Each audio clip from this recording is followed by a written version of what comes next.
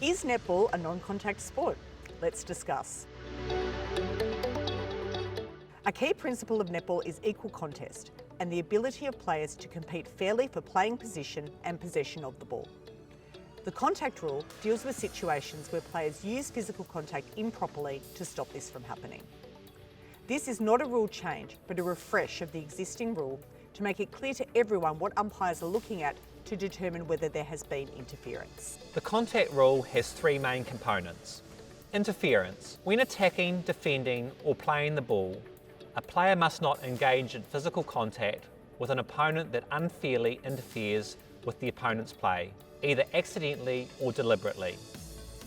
Examples include pushing, tripping, grabbing, holding or leaning on an opponent, knocking or hitting an opponent, including when shooting for goal, hitting or placing their hand or hands on a ball held by an opponent, or while holding the ball, pushing it into an opponent. For physical contact to unfairly interfere, it must result in A.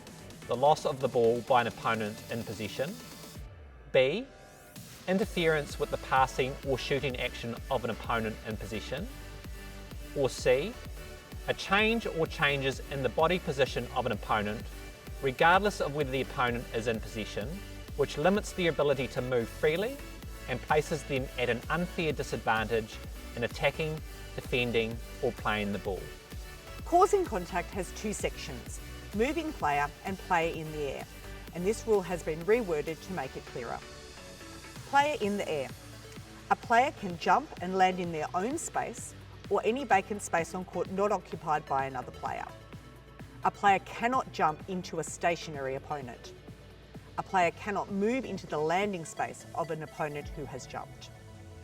When two players jump in the air to contest, the player who gains possession has right of way and must be given space to land relative to where the ball was travelling. A player who does not yield the space will be penalised. The moving player rule now states that a player must not take up a position so near to or so quickly in the path of a moving opponent that the opponent does not have enough time or space either to stop or change their direction. The time and distance that must be allowed by the player depends on the speed of the opponent.